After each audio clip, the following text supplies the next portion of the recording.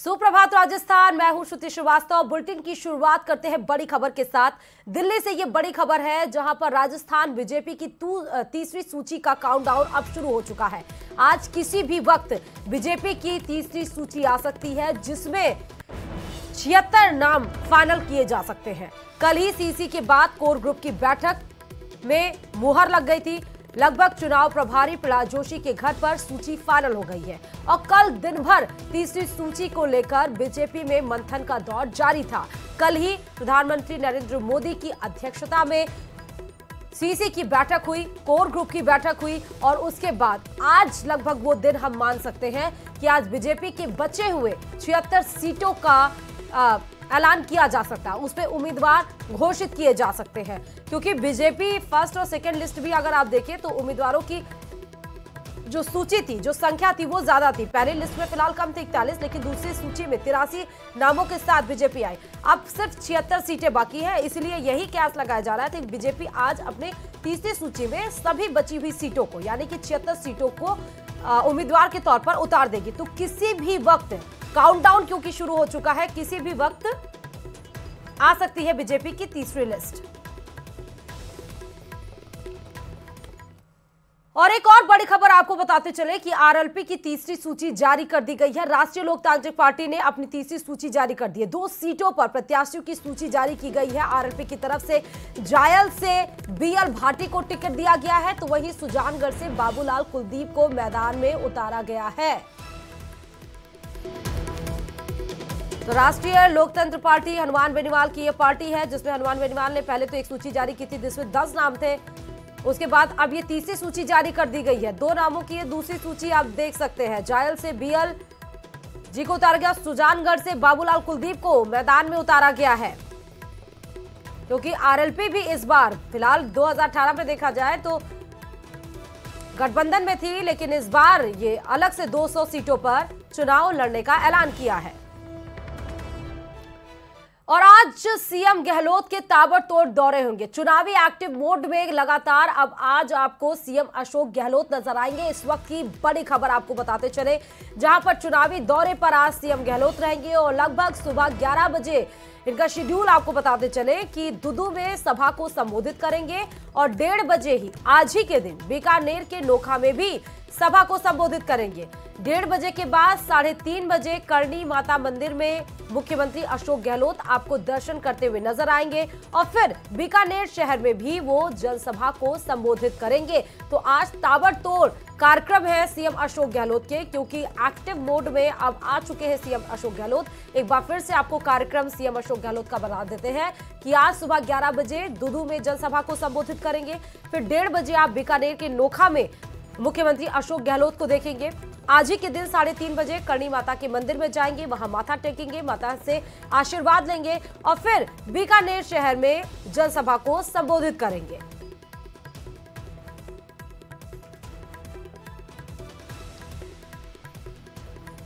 तो सीएम अशोक गहलोत के आज ताबड़तोड़ दौरे हैं। चुनावी कार्यक्रम में एक्टिव मोड में नजर आज आपको आएंगे सीएम अशोक गहलोत, ये भी आपको बता दें। और इस खबर पर हमारे संवाददाता बाबूलाल जुड़ गया है। बाबूलाल, आज सीएम अशोक गहलोत के ताबड़तोड़ दौरे हैं, चुनावी एक्टिव मोड में नजर आने वाले हैं बाबूलाल आज सीएम अशोक गहलोत।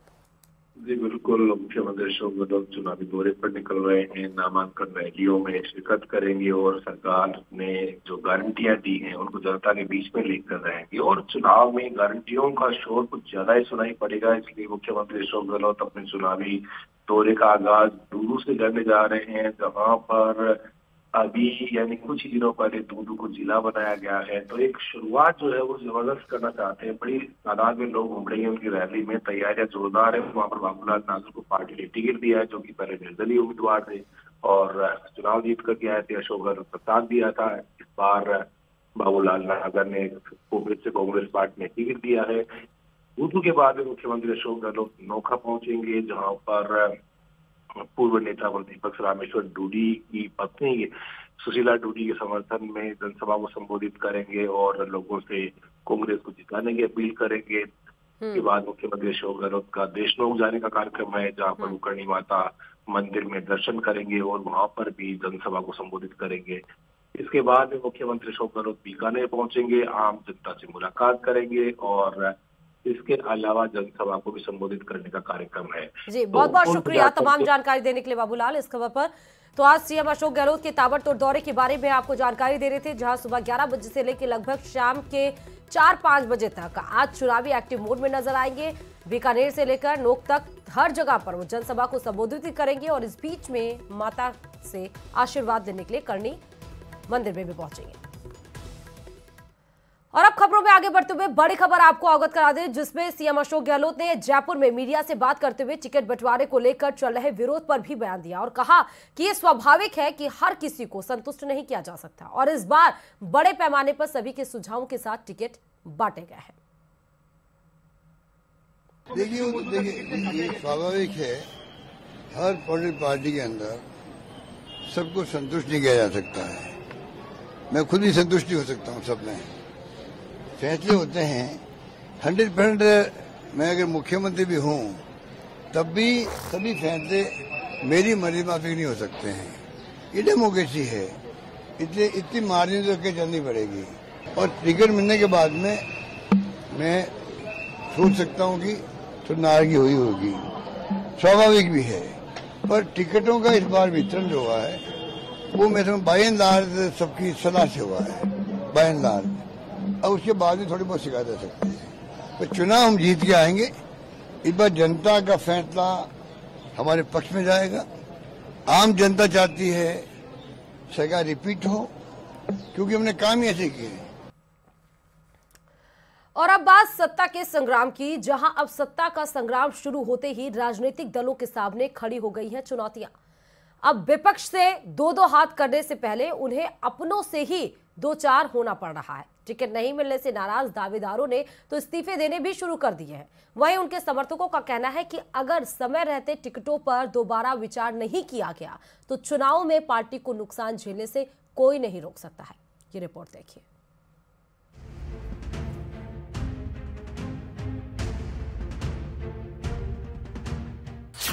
नहीं मिला टिकट, क्या निर्दलीय ठोकेंगे ताल? समर्थकों में नाराजगी, कैसे होगा बेड़ा पार? राजनीति में कुछ भी स्थायी नहीं। जो आज साथ हैं वो कल साथ हो ना हो इस बात की कोई गारंटी नहीं, और जो धुर विरोधी हैं वो कल एक हो जाएं तो इसमें भी कोई अचरज नहीं है। ऐसा ही कुछ इन दिनों देखने को मिल रहा है। राजस्थान के चुनावी समर में जो विधायक कल तक पार्टी के लिए तन मन से काम करने की बात करते थे, आज वो पार्टी के लिए ही सबसे बड़ी समस्या खड़ी कर रहे हैं। टिकट के प्रबल दावेदारों के तौर पर दावा करने वालों को जब टिकट नहीं मिला तो वो अब इस्तीफा दे रहे हैं। ऐसे में माना जा रहा है कि वो निर्दलीय भी ताल ठोक सकते हैं। सबसे पहले बात करते हैं बसेड़ी से कांग्रेस विधायक खिलाड़ी लाल बैरवा की। कांग्रेस की चौथी सूची आने के बाद जब बैरवा को टिकट नहीं मिला तो इन्होंने अपनी नाराजगी जताते हुए प्रदेश एसएससी आयोग के अध्यक्ष पद से इस्तीफा दे दिया। बैरवा ने टिकट कटने के बाद राजस्थान कांग्रेस अध्यक्ष गोविंद सिंह डोटासरा और मुख्यमंत्री अशोक गहलोत पर टिकट कटवाने का आरोप भी लगाया। अपना दुख जाहिर करते हुए बैरवा ने यहाँ तक कह डाला कि मुझे ये कहना भारी पड़ गया कि सचिन पायलट को मुख्यमंत्री बना दिया जाए, जिसका गिफ्ट मेरा टिकट काट के मिला है। उन्होंने कहा कि राज्य में 20% आबादी वाले अनुसूचित जाति वर्ग की आवाज को दबाया जा रहा है। उन्होंने अपने कई काम गिनाते हुए उनकी ओर से चलाए जा रहे अभियानों को रोकने की भी बात कही। इसलिए मुझे दुख है और पीड़ा है, और इन सब बातों को ध्यान में रखते हुए आज 18-20% लोग हैं शेड्यूल कास्ट के जिनकी भावनाओं को आहत पहुंची है, जिनकी भावनाओं को ठेस पहुंची है कि आज ये टिकट केवल एक एमएलए का नहीं, एक अनुसूचित जाति आयोग के अध्यक्ष का है। इस बात से पहले से इनको सोचना चाहिए, करना चाहिए, बात करनी चाहिए, ऊपर करनी चाहिए। 20% लोगों का जो तकलीफ है और दुख है तो वो भी देते हैं और मैं भी देता हूँ। इसलिए मैं इसको करते हुए मैं अपने जो अध्यक्षीय पद है अनुसूचित जाति आयोग का, उससे अपने इस्तीफा देने की पेशकश करता हूँ। कांग्रेस की 5 सूचियां जारी होने के बाद भी कई दिग्गजों के टिकटों का ऐलान नहीं हुआ है, जिससे उनके समर्थक नाराज हैं। हवा महल से विधायक और जलदाय मंत्री महेश जोशी के समर्थकों ने टिकट कटने की आशंका को देखते हुए पीसीसी में जमकर हंगामा काटा। महेश जोशी की तरह ही जयपुर ग्रामीण की शाहपुरा विधानसभा सीट से कांग्रेस समर्थित निर्दलीय विधायक आलोक बेनीवाल को टिकट नहीं मिलने की आशंका के चलते उनके समर्थकों में मायूसी है। कांग्रेस के आला नेताओं के खिलाफ आलोक बेनीवाल के समर्थकों में रोष भी देखने को मिल रहा है। आलोक बेनीवाल की जगह किसी दूसरे दावेदार को टिकट देने की खबरों के बाद बड़ी संख्या में समर्थक पीसीसी कार्यालय के बाहर एकत्रित हो गए और विरोध प्रदर्शन शुरू कर दिया। उनका कहना है कि शाहपुरा से आलोक बेनीवाल के अलावा किसी और को टिकट दिया जाता है तो कांग्रेस के स्थानीय पदाधिकारी अपने पदों से इस्तीफा दे देंगे और कांग्रेस को चुनावों में हार का सामना करना पड़ेगा। विरोध की कुछ ऐसी ही तस्वीरें अजमेर से भी सामने आई। अजमेर दक्षिण से कांग्रेस ने द्रौपदी कोली को मैदान में उतारा तो पूर्व प्रत्याशी हेमंत भाटी के समर्थकों ने इसका विरोध करते हुए टिकट को बदलकर हेमंत भाटी को देने की मांग की। हम पार्टी को लेकर कांग्रेस पार्टी से कोई कार्यकर्ता नाराज नहीं है। कांग्रेस पार्टी को लेकर कोई कार्यकर्ता नाराज नहीं है। नाराज है कैंडिडेट को लेकर के। जो एक कैंडिडेट हमारे ऊपर थोपा गया हम इसको कतई बर्दाश्त नहीं करेंगे। इसको कैंडिडेट को बदलना पड़ेगा कांग्रेस पार्टी को, चाहे हमें कुछ भी करना पड़े, चाहे हमें दिल्ली कूच करना पड़े, चाहे हमें जयपुर में धरना देना पड़े। कल इससे बड़ा आंदोलन अजमेर के धरती पे होगा। वहीं प्रदेश में कार्यकर्ताओं के बढ़ते हुए आक्रोश को देखते हुए कांग्रेस महासचिव तारिक अनवर ने कहा कि पार्टी मजबूत है और इसीलिए सभी टिकट चाहते हैं, लेकिन पार्टी ने कई चरणों के अवलोकन के बाद ही टिकट दिए हैं। देखिए, ऐसा कुछ नहीं है। राजस्थान में जहाँ तक कांग्रेस पार्टी का सवाल है, हमारी स्थिति पूरी तरह से मजबूत है और शायद यही कारण है कि ज़्यादा से ज़्यादा लोग उम्मीदवार होना चाहते थे, लेकिन ये संभव नहीं है। कांग्रेस पार्टी ने जो हमारी प्रक्रिया है उससे गुजर कर तब हम लोगों ने फैसला किया।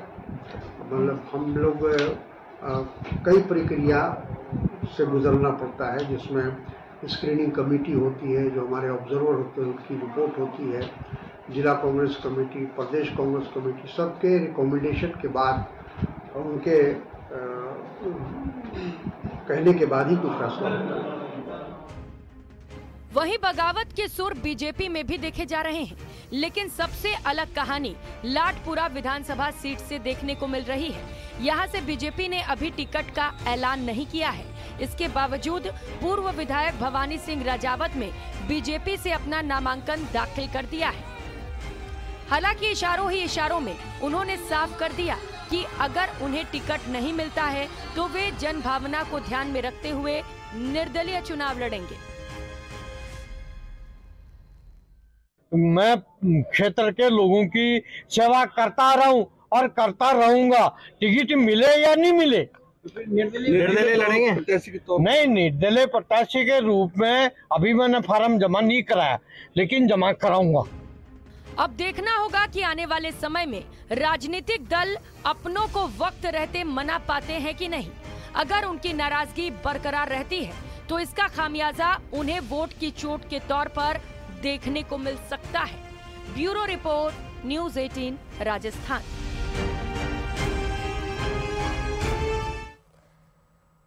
और वही बात अब कांग्रेस प्रत्याशियों की सूची जारी होने के बाद विरोध की भी। जब सामने आने लगे विरोध तो झालावाड़ की मनोहर थाना सीट से पूर्व विधायक और प्रदेश उपाध्यक्ष कैलाश मीणा का कांग्रेस ने टिकट काट दिया। पार्टी ने टिकट काटकर नेमी चंद मीणा को उम्मीदवार बनाया। कैलाश मीणा का टिकट कटने के बाद उन्होंने बगावती तेवर दिखाते हुए अपने समर्थकों के साथ बैठक बुलाई और समर्थकों के साथ प्रदर्शन कर पार्टी आला कमान को 2 दिन के भीतर प्रत्याशी बदलने की मांग की। इस दौरान उनके समर्थकों ने टिकट नहीं बदलने की सूरत में पार्टी से इस्तीफा देने की भी घोषणा की। और सम्मान के साथ मेरे प्रति, क्योंकि आज की मेरी दुख की घड़ी है और आप लोगों ने जो मेरा सहयोग किया इसके लिए मैं हमेशा रेडी रहूंगा और आगे भी जैसा आप लोग जो आदेश दोगे उसकी पूरी पालना करूंगा। और वही बात अब सीएम योगी आदित्यनाथ की, जहां पर आज राजस्थान के अलवर जिले की तिजारा में बीजेपी प्रत्याशी बाबा बालकनाथ के पक्ष में चुनावी प्रचार किया और इस दौरान उन्होंने कहा कि तालिबान का एक ही इलाज है, वो बजरंग बली की गदा है। उन्होंने इजराइल का भी जिक्र किया, कहा कि गाजा में कैसे इजराइल तालिबान को चुन चुन कर मार रहे हैं। क्या कुछ कहा वो सुनिए। तालिबान का उपचार तो बजरंग बली की गदा ही है। देख रहे हैं ना इस समय गाजा में इजराइल तालिबानी मानसिकता को कैसे कुचलने का काम कर रहा है। सटीक एकदम निशाना मार मार कर। भाइयों बहनों, अराजकता और गुंडागिर्दी या आतंकवाद सभ्य समाज के लिए सबसे बड़ा कलंक है। और अब खबरों में आगे बढ़ते हुए बताते चले कि जायल में कांग्रेस की प्रत्याशी मंजू मेघवाल को जबरदस्त झटका लगा है। जायल में करीब 3 दर्जन सरपंचों ने बीजेपी प्रत्याशी मंजू बागमार को समर्थन देने का ऐलान कर दिया। इसके अलावा कांग्रेस और आरएलपी से जुड़े हुए उनके कार्यकर्ताओं ने भी बीजेपी का दामन थाम लिया। बीजेपी की नागौर प्रत्याशी ज्योति मिर्धा की इसमें सबसे अहम भूमिका मानी जा रही है। ज्योति मिर्धा की मौजूदगी में जायल में हुए कार्यक्रम में कांग्रेस और आरएलपी से जुड़े हुए कार्यकर्ताओं ने बीजेपी का दुपट्टा पहनाकर स्वागत किया। नागौर जिले की जायल सीट पर कांग्रेस की प्रत्याशी मंजू मेघवाल को उनके ही समर्थकों ने बड़ा झटका दे डाला है। दरअसल मंजू मेघवाल जो कि कांग्रेस की प्रत्याशी है, उनके साथ उठने बैठने वाले और मंजू मेघवाल के जयकारे लगाने वाले सरपंचों व कार्यकर्ताओं ने ही उनका साथ छोड़ लिया और बीजेपी का दामन थाम लिया है। इसमें सबसे अहम भूमिका रही ज्योति मिर्धा की। ज्योति मिर्धा की मौजूदगी में अनेक सरपंचों व मंजू मेघवाल के समर्थकों ने बीजेपी का दामन थामा और बीजेपी की प्रत्याशी मंजू बागमार का समर्थन करने का ऐलान कर दिया है।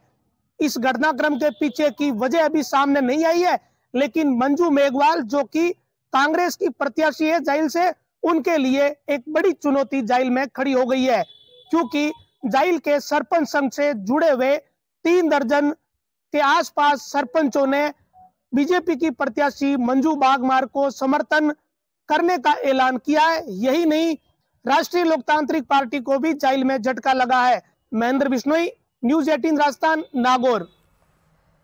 और इस बीच आपको बड़ी खबर बताते चले, जहां बीएसपी यानी कि बहुजन समाज पार्टी में शामिल हो गया है जसवंत सिंह गुर्जर। बीजेपी छोड़कर बीएसपी का दामन थामा है। जसवंत सिंह गुर्जर ने बाड़ी से पूर्व विधायक रहे हैं जसवंत सिंह गुर्जर, और बाड़ी से बसपा से चुनाव लड़ने की अब तैयारी भी कर रहे हैं। सांसद रामजी गौतम ने सदस्यता दिलाई है जसवंत सिंह गुर्जर को, क्योंकि अगर देखा जाए तो बसपा का कोर वोटर ही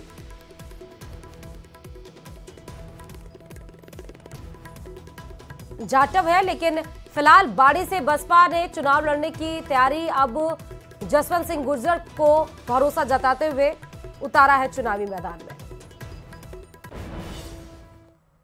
और अब बात धौलपुर से बड़ी खबर की, जहां पर एक युवक के घर पर फायरिंग की गई है और करीब 4 राउंड फायरिंग की सूचना यहां पर पुलिस को दी गई है। आरोपी पहले भी पीड़ित के घर पर हमला कर चुके हैं। सूचना मिलते ही पुलिस घटना स्थल पर पहुंची है। घटना स्थल से कारतूस के खोखे भी बरामद किए हैं और ये कारतूस के खोखे बताते चले कि वो खाली पड़े थे। पुलिस ने आरोपियों की तलाश शुरू कर दी है। ग्रामीणों में फायरिंग जो हुई है उससे अफरा तफरी मची। आसपास के इलाके भी सन्ने रह गए। शहर से सटे छावनी गांव की ये घटना आपको बता रहे हैं इस वक्त की।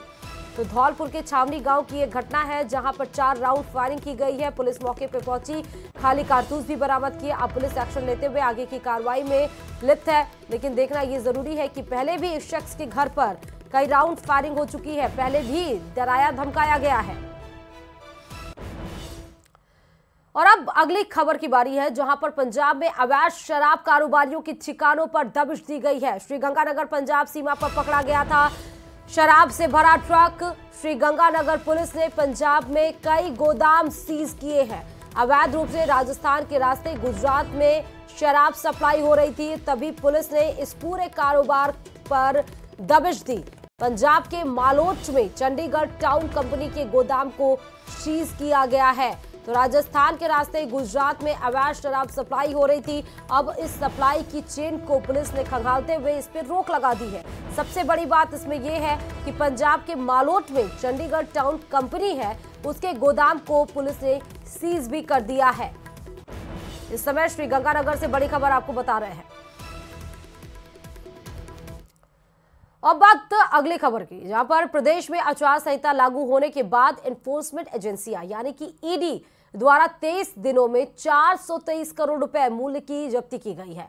मुख्य निर्वाचन अधिकारी प्रवीण गुप्ता ने बताया कि प्रदेश में पुलिस, आबकारी विभाग, आयकर विभाग, कस्टम विभाग, राज्य जीएसटी सहित विभिन्न एजेंसियों द्वारा अवैध नकदी, अवैध शराब, बहुमूल्य धातुओं और अन्य सामग्री के परिवहन पर कड़ी निगरानी रखी जा रही है, ताकि इनका इस्तेमाल निर्वाचन प्रक्रिया को प्रभावित करने में नहीं किया जा सके। उन्होंने साथ ये भी बताया कि पिछले चुनाव के मुकाबले जब्ती में 601% की वृद्धि दर्ज की गई है। अवैध नकदी, शराब, नशा, सोना, चांदी आदि की जब्ती के मामले में जयपुर जिला करीब 66 करोड़ 29 लाख रुपए के साथ पहले स्थान पर है। और अब बात डींग की, जहां पर कैथवाड़ा थाने पर एसीबी का एक बड़ा एक्शन देखने को मिला है। इस वक्त की बड़ी खबर आपको बता दें, डींग से जहां पर एएसआई को रिश्वत लेते हुए एसीबी ने ट्रैप किया है। लगभग 20,000 की रिश्वत के साथ ट्रैप किया गया है।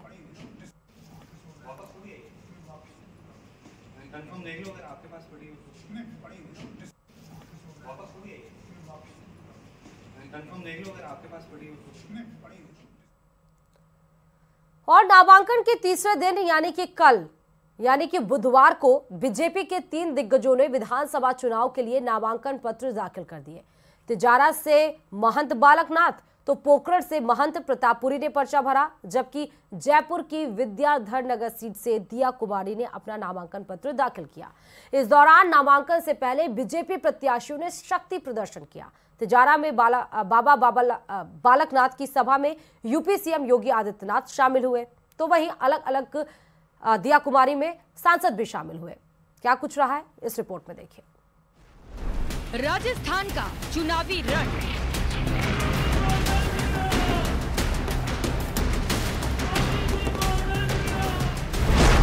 बीजेपी ने नॉमिनेशन में झोंकी ताकत,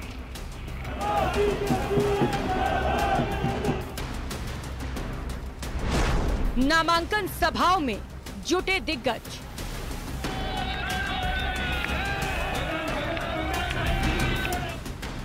ये 3 तस्वीरें बयां कर रही हैं कि राजस्थान के चुनावी रण में उतरने के लिए दिग्गजों ने कमर कस ली है, नामांकन के साथ ही रण में ताल ठोक दी है। बाबा बालकनाथ ने अलवर की तिजारा विधानसभा सीट से बड़ी संख्या में समर्थकों के साथ नामांकन पत्र दाखिल किया। बाबा बालकनाथ के नामांकन को भरवाने के लिए यूपी के सीएम योगी आदित्यनाथ भी आए। इसके बाद जनसभा आयोजित हुई। इसमें यूपी के सीएम योगी आदित्यनाथ और बाबा बालकनाथ कांग्रेस पर जमकर गरजे। योगी आदित्यनाथ ने प्रदेश की कांग्रेस सरकार पर चुटकी लेते हुए कहा कि अगर ये हत्याकांड यूपी में होता तो उसका क्या परिणाम होता, ये सब लोग जानते हैं। जिस प्रकार से पिछले 5 वर्षों में तुष्टीकरण की सभी प्रकाष्ठाओं को गहलोत सरकार ने पार किया है, चाहे आप हमारी धार्मिक यात्राओं पे प्रतिबंध की बात हो, और चाहे जयपुर के अंदर या जोधपुर के अंदर जिस प्रकार से उन्होंने फतवा जारी कर रमजान के महीने पर लाइट, बिजली, पानी की व्यवस्था सुचारू रखी जाए, पीएफआई को परमिशन देने की बात हो, करौली। और वही बात अगले खबर की, जहां पर नीता मुकेश अंबानी जूनियर स्कूल की संस्थापक और अध्यक्ष नीता अंबानी के जन्मदिन के मौके पर आज मुंबई एक नए संस्थान के उद्घाटन का आगाह बना है। नीता मुकेश अंबानी जूनियर स्कूल का शुभारंभ हुआ। ये नया स्कूल बांद्रा कुर्ला कॉम्प्लेक्स में बनाया गया है। स्कूल को अत्याधुनिक परिसर के साथ डिजाइन किया गया। कार्यक्रम के मौके पर संस्थापक और अध्यक्ष नीता अंबानी ने कहा कि हम भविष्य की ओर देख रहे हैं, क्योंकि नई पीढ़ी मजबूती के साथ नेतृत्व करेगी। शुभारंभ के मौके पर रिलायंस के चेयरमैन मुकेश अंबानी भी मौजूद रहे। और इसी खबर के साथ सुप्रभात राजस्थान में फिलहाल इतना ही, और खबरों के लिए देखते रहिए न्यूज़ 18 राजस्थान।